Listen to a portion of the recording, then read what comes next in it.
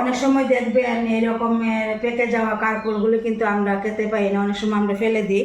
তো এই পেকে যাওয়া কারকুলগুলো দিয়ে আমি একটা রেসিপি করবো। তো প্রথমে কারকুলগুলো খুব ভালোভাবে ধুয়ে নিলাম, এবার দুদিকের সাইডগুলি কেটে নেব। তো আমি এইভাবে গুল গুল করে কেটে নিলাম, তো আপনারা আপনাদের পছন্দ মতো কেটে নেবেন। তো এবার অল্প একটু লবণ দিয়ে একটু মেখে নিতে হবে। তো এবার রান্নার কাজে চলে আসলাম। কড়াতে একদম অল্প পরিমাণে সরিষার তেল দিয়ে দিলাম, এরপরে কারকলের টুকরাগুলো দিয়ে দেব। তো এবার এখানে কাঁচা লঙ্কা, দুইটা পাকা লঙ্কা দিয়ে দিলাম।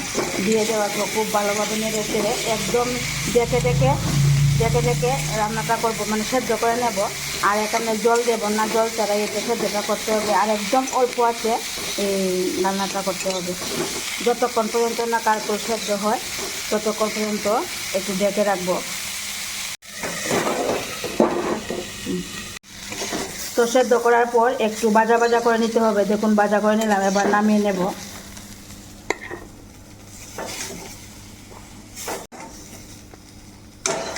তো এখানে তো ভেজে নিলাম, এবার একটা শিলনোড়াতে নিয়ে নেব। এই রেসিপিটা কিন্তু বেটে করতে হবে, তো আমি শিলনোড়াতে নিয়ে নিলাম।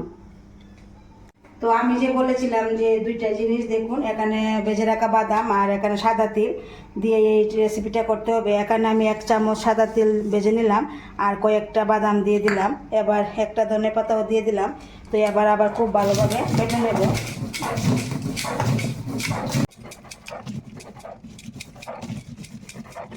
বেটে নিলাম, এবার অল্প একটু সরিষার তেল আবার দিতে হবে, দিয়ে খুব ভালোভাবে ভর্তাটা মেখে নিতে হবে। তো আপনারা যদি এই ভর্তাটা কোনো সময় খেয়ে না থাকেন, অবশ্যই একবার খেয়ে দেখবেন, খুব ভালো লাগবে। তো দেখলেন তো বন্ধুরা, পেকে যাওয়া কারকল দিয়ে আমি কত সুন্দর একটা রেসিপি করে নিলাম, ভর্তা।